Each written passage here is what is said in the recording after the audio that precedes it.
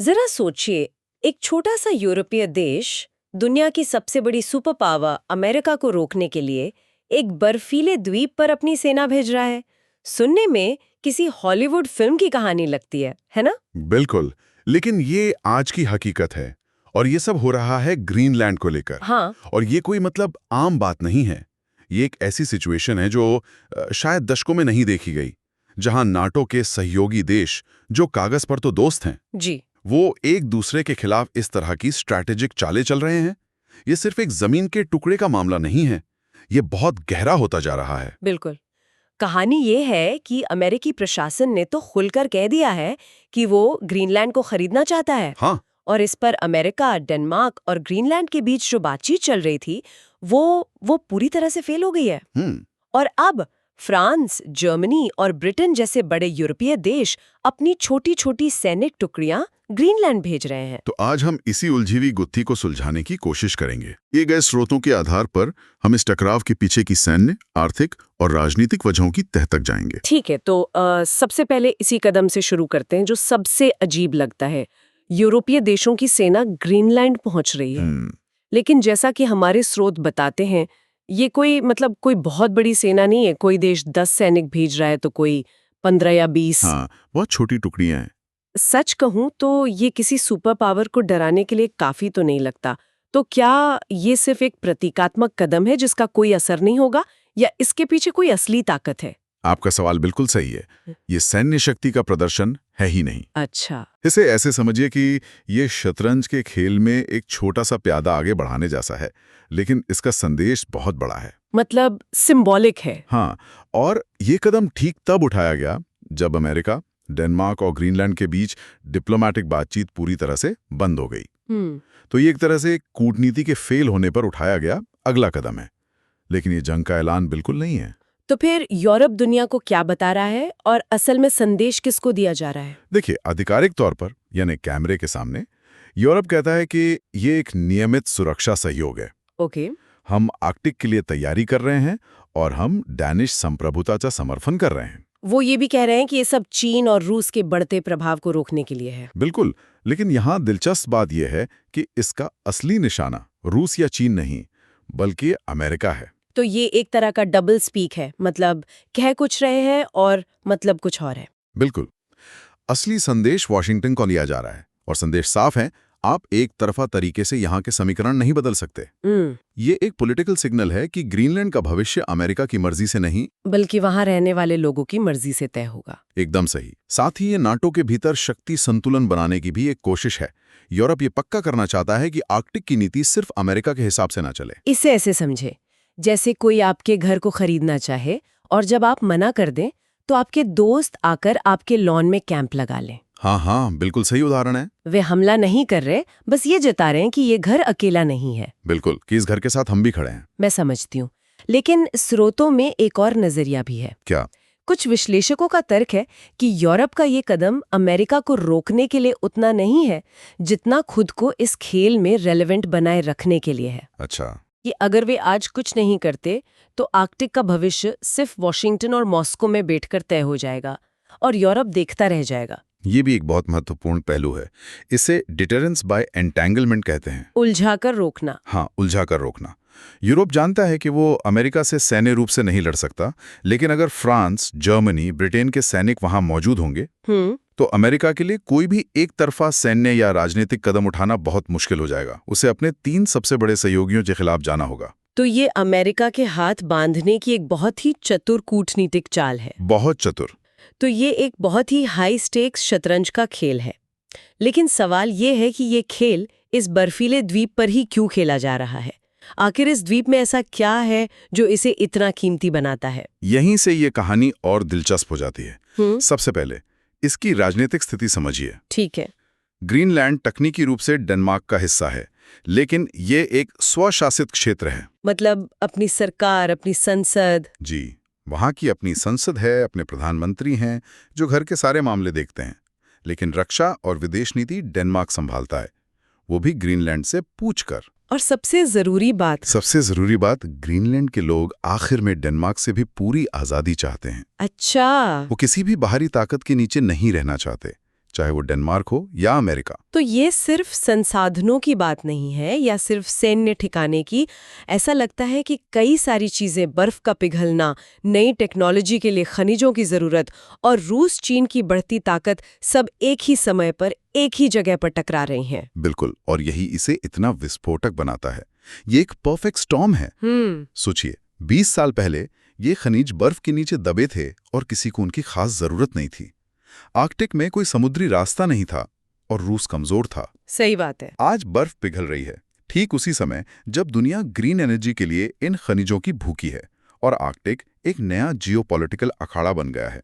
चलिए इन तीनों वजहों को थोड़ा और गहराई से समझते हैं। सबसे पहले सैन्य महत्व। हम एक अमेरिकी बेस की बात सुनते हैं, वो कितना महत्वपूर्ण है? बहुत ज्यादा। ग्रीनलैंड की लोकेशन देखिए, उत्तरी अमेरिका और यूरोप के ठीक बीच में है। हाँ। यहाँ अमेरिका का पिटूफिक स्पेस बेस है। अच्छा। जिसे पहले थुले एयर बेस कहते थे। यह सिर्फ एक एयर बेस नहीं है, ये अमेरिका की मिसाइल डिफेंस सिस्टम की आंख और कान है। आंख और कान मतलब दुनिया के किसी भी कोने से अगर अमेरिका की तरफ कोई मिसाइल लॉन्च होती है तो उसे सबसे पहले यही बेस डिटेक्ट करता है। ओह। यह स्पेस पर नजर रखता है और पूरे आर्कटिक के लिए एक अर्ली वार्निंग सिस्टम का काम करता है। जिसका इस बेस पर नियंत्रण होगा, उसका उत्तरी अटलांटिक पर दबदबा होगा। और दूसरा कारण आपने बताया, आर्कटिक के नए रास्ते। हाँ, क्लाइमेट चेंज की वजह से आर्कटिक की बर्फ पिघल रही है। इससे नॉर्दर्न सी रूट जैसे नए शिपिंग रास्ते खुल रहे हैं। हाँ। ये रास्ते एशिया और यूरोप के बीच की दूरी को हफ्तों कम कर सकते हैं। हफ्तों? मतलब कितना पैसा और समय बचेगा? बिल्कुल। तो ये एक नया भू-राजनीतिक अखाड़ा बन रहा है। रूस पहले से ही इस पूरे रूट पर अपने सैन्य अड्डे बना रहा है। चीन इसे अपना पोलर सिल्क रोड बनाना चाहता है। इस नई दौड़ में कोई भी देश पीछे नहीं रहना चाहता। कोई नहीं। और जिसके पास ग्रीनलैंड होगा, वो इस नए रास्ते के गेट पर बैठा होगा। और तीसरा और शायद सबसे बड़ा कारण जिसका जिक्र बार बार आ रहा है, प्राकृतिक संसाधन। ये भविष्य का खजाना है। खजाना। हाँ, यूरोपीय आयोग ने भविष्य की टेक्नोलॉजी के लिए 34 सबसे जरूरी खनिजों की लिस्ट बनाई है। अच्छा। उनमें से 25 अकेले ग्रीनलैंड में पाई जाते हैं। 25? हाँ, हम बात कर रहे हैं तांबा, सोना, लोहा, ग्रेफाइट और सबसे जरूरी रेयर अर्थ मिनरल्स की, जो हमारे स्मार्टफोन से लेकर इलेक्ट्रिक गाड़ियों की बैटरी तक हर चीज में लगते हैं। हर चीज में। अभी इन खनिजों के लिए दुनिया चीन पर निर्भर है। ग्रीनलैंड इस निर्भरता को खत्म कर सकता है। इसीलिए यूरोप भी नहीं चाहता कि ये खजाना अमेरिका के हाथ लग जाए। तो जब इतना कुछ दांव पर लगा है, तो जाहिर है कि बातचीत से हल निकालने की कोशिश हुई होगी। हुई थी। लेकिन स्रोत बताते हैं कि बातचीत बुरी तरह विफल रही। ऐसी क्या बात हो गई? बातचीत इसलिए विफल हुई क्योंकि दोनों पक्षों की सोच में जमीन आसमान का फर्क था। अमेरिका ने ग्रीनलैंड को खरीदने की अपनी इच्छा को राष्ट्रीय सुरक्षा का मामला बताया। उनका तर्क था कि चीन और रूस के खतरे से निपटने के लिए ग्रीनलैंड पर उनका पूरा नियंत्रण होना जरूरी है। और डेनमार्क और ग्रीनलैंड का क्या कहना था? उनका जवाब बहुत सीधा और साफ था। उन्होंने कहा, सुरक्षा में सहयोग करने का मतलब यह नहीं है कि हम अपनी संप्रभुता ही आपको भेज दें। सही बात है। हम आपके दोस्त हैं, आपके साथ काम करने को तैयार हैं, लेकिन हम अपना देश आपको नहीं सौंपेंगे। इस बातचीत से दोनों के बीच का जो मूलभूत मतभेद था, वो सामने आ गया। एक पक्ष इसे सुरक्षा के चश्मे से देख रहा है और दूसरा पक्ष इसे अपनी पहचान, अपने आत्मसम्मान और अपनी आजादी के नजरिए से। ये सीधे सीधे नेटो को एक बहुत ही मुश्किल स्थिति में डाल देता है। बहुत मुश्किल। ग्रीनलैंड डेनमार्क का हिस्सा है और डेनमार्क नेटो का सदस्य है। तो क्या नेटो अपने ही सबसे शक्तिशाली सदस्य अमेरिका के खिलाफ जाकर डेनमार्क का साथ देगा? ये तो एक असंभव सी स्थिति लगती है। ये नेटो के लिए एक अस्तित्व का संकट है। अस्तित्व का? हाँ। एक तरफ नेटो के चार्टर के आर्टिकल 5 के अनुसार किसी एक सदस्य पर हमला सब पर हमला माना जाता है और सबको उसकी मदद करनी होती है। लेकिन यहाँ हमलावर कोई बाहरी दुश्मन नहीं है। नहीं, यहाँ हमलावर गठबंधन का लीडर खुद है। दूसरी तरफ अमेरिका से सीधा टकराव नेटो को तोड़ सकता है। ये नेटो की एकता के लिए अब तक की सबसे बड़ी परीक्षाओं में से एक है। स्रोत इसकी तुलना नेटो के पिछले संकटों से भी करते हैं, जैसे इराक युद्ध या AUKUS डील। क्या ये वैसा ही है? ये उनसे भी ज्यादा गंभीर है। अच्छा। देखिए, 2003 में इराक युद्ध पर जर्मनी और फ्रांस अमेरिका के खिलाफ थे, लेकिन वो लड़ाई नाटो की जमीन से बाहर थी। 2021 में ऑकस पनडुब्बी समझौते ने फ्रांस को नाराज किया, लेकिन वो भी एक कमर्शियल और रणनीतिक डील थी। यहाँ मामला सीधे सीधे एक सदस्य देश की जमीन और उसकी संप्रभुता का है। तो यूरोप को डर ये है कि अगर अमेरिका एक तरफा तरीके से ग्रीनलैंड पर नियंत्रण कर लेता है, तो नाटो एक सामूहिक सुरक्षा वाला गठबंधन नहीं रह जाएगा। बिल्कुल। वो सिर्फ एक अमेरिका केंद्रित संगठन बनकर रह जाएगा जहां बाकी सदस्यों का काम सिर्फ वॉशिंगटन के आदेश मानना होगा। उसका मूल उद्देश्य ही खत्म हो जाएगा। तो जब नाटो के अंदर ये खींचतान चल रही है तो दुनिया की बाकी बड़ी ताकतें क्या कर रही हैं? रूस और चीन क्या सिर्फ पॉपकॉर्न लेके तमाशा देख रहे हैं? बिल्कुल नहीं। रूस ने आर्कटिक के किसी भी तरह के सैन्यीकरण के खिलाफ कड़ी चेतावनी दी है। वो यूरोप और अमेरिका की हरकतों को अपने लिए घेराबंदी के तौर पर देखता है और जवाब में उसने इस क्षेत्र में अपनी सैन्य गश्त और अभ्यास बहुत बढ़ा दिए हैं। तो वो इस मौके का फायदा उठाकर आर्कटिक पर अपना दावा और मजबूत कर रहा है। बिल्कुल। और चीन, जो हमेशा शांत रहकर अपना काम करता है, चीन का रुख सबसे दिलचस्प है।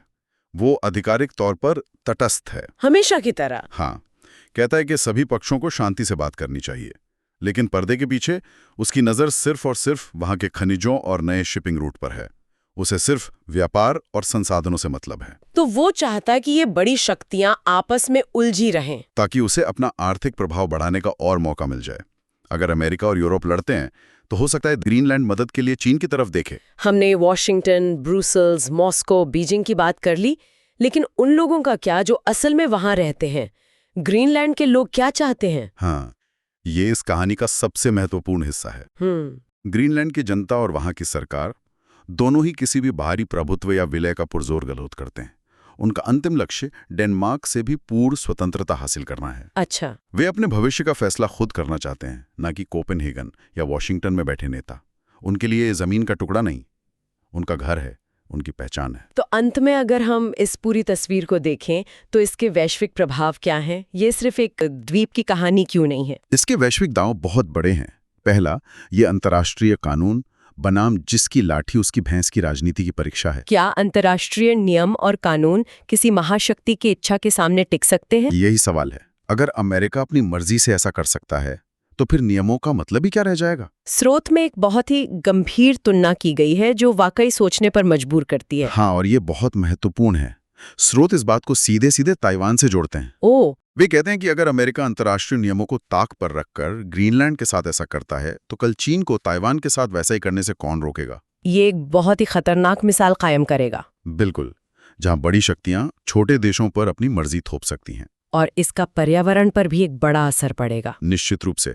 अभी तक ग्रीनलैंड की सरकार ने पर्यावरण की चिंताओं की वजह से बड़े पैमाने पर माइनिंग या खनन पर रोक लगा रखी है। लेकिन अगर अमेरिका का नियंत्रण होता है तो उसकी पहली प्राथमिकता उन खनिजों को जल्द से जल्द निकालना होगी। इसका उस नाजुक आर्कटिक पर्यावरण पर बहुत गंभीर और शायद कभी न ठीक होने वाला प्रभाव पड़ेगा। तो चलिए आज की इस गहरी पड़ताल की मुख्य बातों को एक बार फिर से देख लेते हैं। जी। ग्रीनलैंड को लेकर एक कूटनीतिक गतिरोध ने यूरोप को सैन्य शक्ति का एक सूक्ष्म लेकिन महत्वपूर्ण प्रदर्शन करने पर मजबूर कर दिया है। हाँ। ये बर्फीला द्वीप भविष्य की सैन्य रणनीति, नए समुद्री रास्तों और सबसे जरूरी भविष्य की टेक्नोलॉजी के लिए जरूरी खनिजों का केंद्र बन गया है। बिल्कुल। और ये पूरा संघर्ष नेटो गठबंधन की नींव को हिला रहा है। बिल्कुल। स्रोत हमें इस भू राजनीतिक शतरंज के खेल की हर चाल तो बताते हैं, लेकिन वे एक गहरे सवाल की ओर भी इशारा करते हैं। और वो क्या है? जहां दुनिया की बड़ी शक्तियां संसाधनों और सैन्य ठिकानों को लेकर नक्शे पर लकीरें खींच रही हैं, वहीं ग्रीनलैंड के लोग चुपचाप अपनी पूरी आजादी के रास्ते पर आगे बढ़ रहे हैं। तो विचार करने के लिए अंतिम बात यह है, 21वीं सदी के इस महान खेल में क्या उस जमीन पर रहने वाले मुट्ठी भर लोगों की आवाज सुनी जाएगी, या वे बस एक बड़े संघर्ष में एक मोहरा बनकर रह जाएंगे जिसके लिए उन्होंने कभी हामी भरी ही नहीं थी?